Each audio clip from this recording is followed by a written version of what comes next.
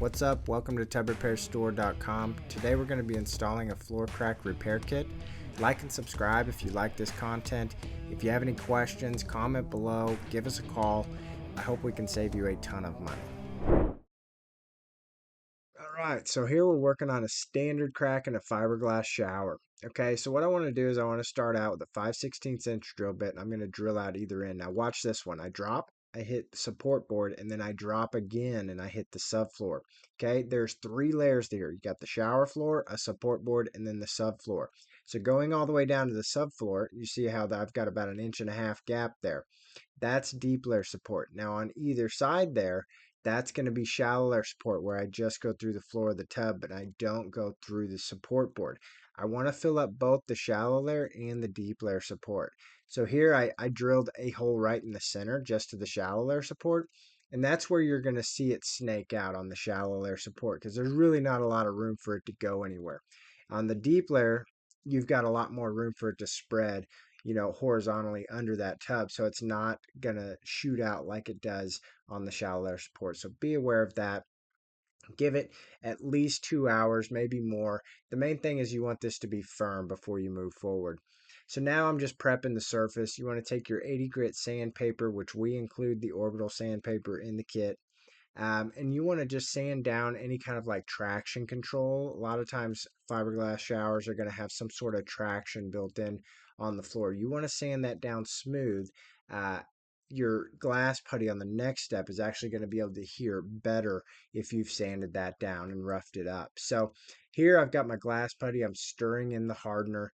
And now I'm just spreading it over the top. Now, this is not going to be paper thin. This is probably around an 1/8 inch thick, probably not quite a 1/4 inch thick, but I do want to, I make it thicker in the middle where that crack is, and then I do feather it out. That's why it's kind of wide like that, is I, I do have a little more girth in the center. So while that's setting up, this is the order we go in, and you don't have to go in that order. You can actually finish the glass putty, finish the finish putty, finish the repair, and then focus solely on your color.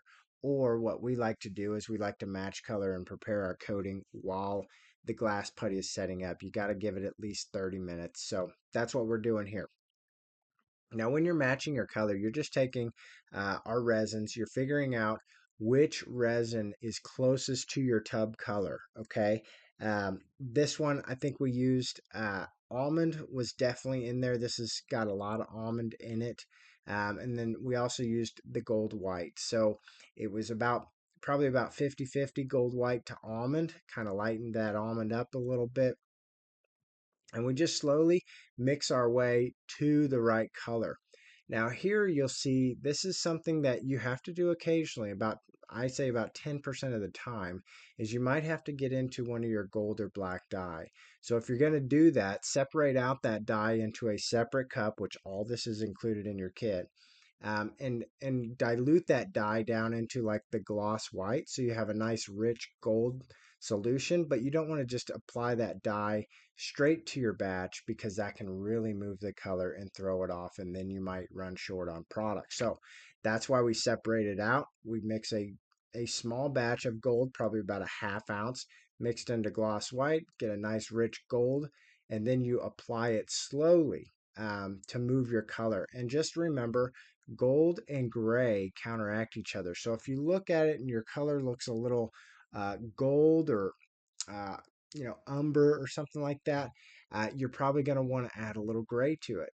But if your color looks a little gray to the tub, you might want to add a little gold to it. So that's what we're doing here. Really take your time. After you add a color, just add a little bit of color, stir it up, and then test your swatch. So after you add color every time, just test your swatch, blow dry it for about 10 or 15 seconds. It's actually going to darken about 5 shades while it dries. So keep that in mind. If it goes on just a slightly light, that may be okay. Blow dry it and it might just settle right into that color. So that's what we're doing here. It's just using the resin. We're not adding the catalyst or the reducer yet. And we're really just trying to build up our batch. And so anytime you're building up a batch, you want to have at least 1 ounce. On this one, I went up to 1.5 ounces. Okay, so be sure to pause this, read our captions here, but basically your ratio is going to be 4:1:2. That's the minimum ratio. You can be over that ratio. So you could be as much as like 4:2:3. Um, and that's going to be okay. You just don't want to be under that ratio because it could be too thick and you might have a trouble spraying it through our sprayer. So um, now that you've got your coating material all prepared and everything, you're really on the downhill slope. So we go back, we sand down the glass putty, and the main thing is just feather out those edges and then just knock down the high stuff around over the middle. Now you're not going to make this perfectly smooth. It's probably going to have little dimples and little pits and things like that. The main thing you want to focus on is really get those edges really feathered out, um, and then and then you can move forward. So you can tell there it's got some dimples, it's got some grooves to it that we're going to fill in on the next step. So always clean up in between steps, clean up your work area, get the repair dust free with the acetone before you move forward. Now we're doing the finish putty. You see there how I added the hardener. Same ratio for the finish putty as it is for the glass putty. And then you just stir it in and you just make sure it's one consistent color. You don't want streaks of yellow or blue. You want it to be a consistent color. So now we're spreading it out. And what I like to do is just make sure you get a little bit. It doesn't have to be thick. This is really just cosmetic. It's not structural. And so just really try to cover it. Make sure you address any dips, any edges that are not perfect. And then you're going to take your 120 grit sandpaper after 15 minutes of curing, sand that down, and this is where you want it to be very smooth. Okay. So general rule of thumb, if you can see it, you'll be able to feel it. Okay, now there I'm wiping on my wipe-on primer before I spray my coating. That's going to help it adhere to the surface. And then you just wipe on or spray on your coating. Now you see here it looks a little light. Like I said, this is going to darken a little bit as it dries, so stay tuned for the finish shot. But yeah, just kind of fog it on, and then you can kind of feather out the edges and really make it look good. So there you go. That's what it looked like when we were done. That was super solid.